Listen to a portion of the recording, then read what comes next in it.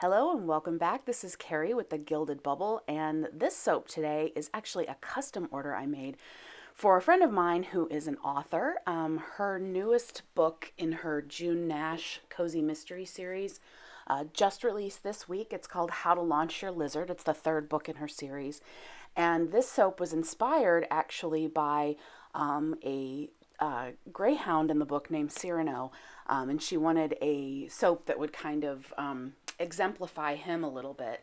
And so I did this soap. Her request was for bright colors and a scent that, people were going to really respond to. So I picked for this one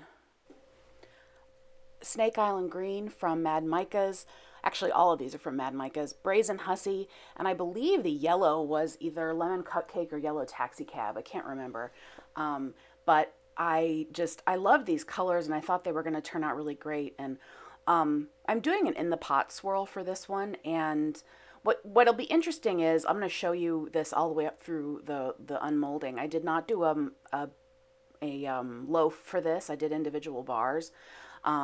Simply because the number of bars that she wanted, I would have had to make two batches. So I just actually did this in I have two 6-bar molds. You can kind of see one of them, the pink down there in the bottom corner.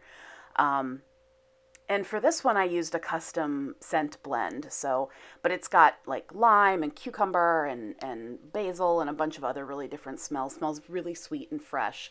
And I thought it went really well with these colors. So what I'm doing here is I'm putting some titanium dioxide in part of the batch. I've already poured off my other colors. I wanted to have kind of a white to kind of help maybe anchor these colors a little bit. I had an issue with, I thought they got really muddy, and you'll see that when I pour it, but it actually ended up really pretty. And that orange, that neon orange, which is Brazen Hussy, which I love that name, actually turned out really good. And Melissa really loved it. So I just absolutely think that this was a fun one to do. I don't do a lot of in the pot swirls. To me, it's more fun to do a drop swirl, and I like the result a little bit better. But actually, since this one, I've done another drop swirl, which I'll have coming up in a few weeks. And I love it. Anyway, so yeah, here I am kind of just making sure that these colors are fully incorporated. With the neons, you have to be a little careful because they tend to, first of all, a little goes a long way, but they're a little harder to incorporate. And I always disperse my colors in oil before I add them to the soap so that I've got a little bit smoother and a little bit easier go of it. However, the neons you have to really, really incorporate because they tend to, it's just kind of like there's certain colors and certain types of mica and oxides that are just a little bit harder. I have yellow oxide from Nurture Soap, and it's the same kind of way. You have to really, really work to incorporate it. So you can't see, but off screen, again, put the freaking stuff in the frame, Carrie. This was me using my new setup, and this isn't even my full setup. The next time I think I show you something, it'll be my new setup. But yeah, since I'm doing it in the pot, I'm just kind of pouring these colors in here. And what I probably should have thickened everything up just a little bit more, just so the colors didn't blend together quite as much. But as you can see, you'll see in the end, it turns out really, really great. But yeah, I keep filming off screen. I don't like, you can't even see the green here in my hands. So this green is really, really beautiful. But I think after seeing this all together, I kind of wish maybe I'd used a lighter green just so that the yellow and the orange really stood out. The person who ordered this wanted bright colors, so I thought I needed something to kind of not necessarily mellow out the colors, but to kind of give them like an anchor. So I used the white and I used this green. But honestly, I really thought, I don't know. I just, it was a little too dark, I think. But I was trying to kind of mellow out the neons just a little bit. Well, the yellow's not a neon, but you get the point. And then I'm scraping these completely because I'm not gonna come back. I'm not doing anything on the top. I'm gonna go with the swirl that I get. And again, the swirl comes out so pretty. When I first poured it, I was like, oh no, it's too muddy. But you'll see when you see the final cleanup and everything where I photographed it. It just turned out really good.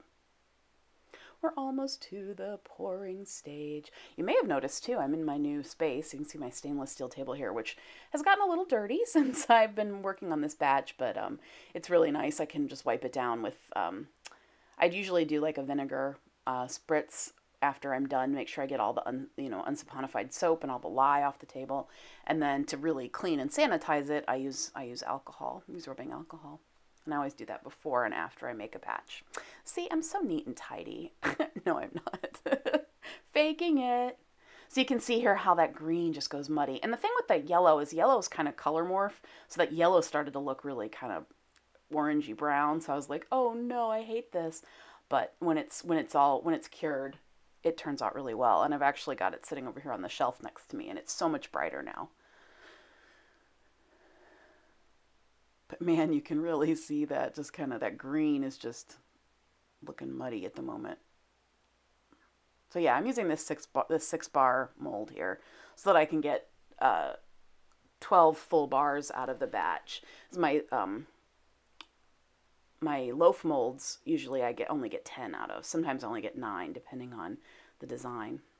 That one in particular poured muddy. Do you see that? And see that? The part with the titanium dioxide is setting up quicker, so it's gloopy, and the rest of it's still really fluid. So I probably should have mixed my other colors so that they stayed a similar consistency. But you see there where the white is, I'm getting a little bit cleaner swirl, so... But yeah, it looks a muddy mess, but it turned out so nice. I know I keep saying that, but I was really pleasantly surprised. So it just goes to show the chemistry of soap making and the way the colorants react with your batch.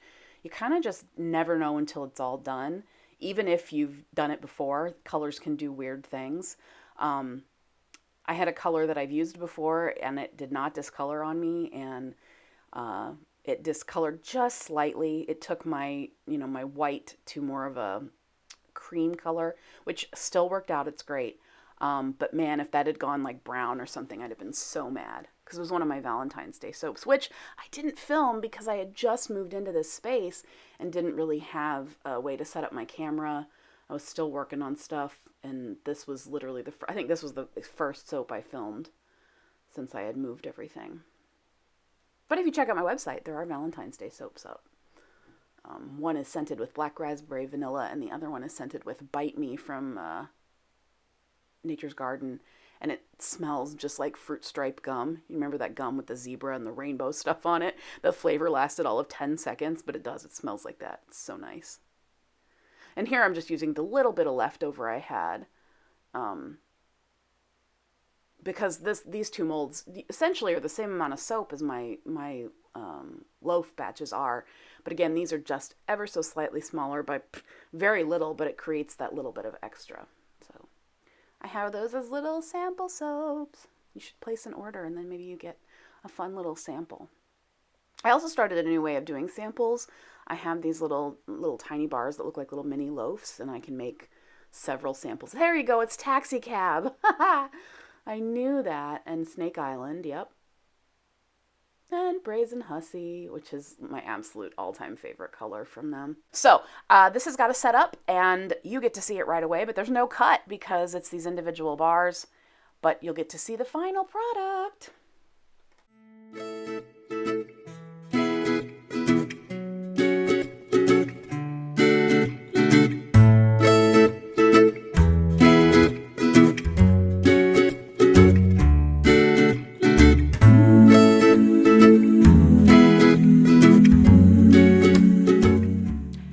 Have you subscribed yet? You should probably hit that subscribe button. And also, if you would, leave me a comment, or if you enjoyed this video, please like it. I love making videos of my soap making, and you could follow me on social media, buy some soap, I don't know, whatever you feel like doing, but I love the support, and thank you so much to those of you who have subscribed and commented and liked and shared. You mean the world to me, and I will see you next week.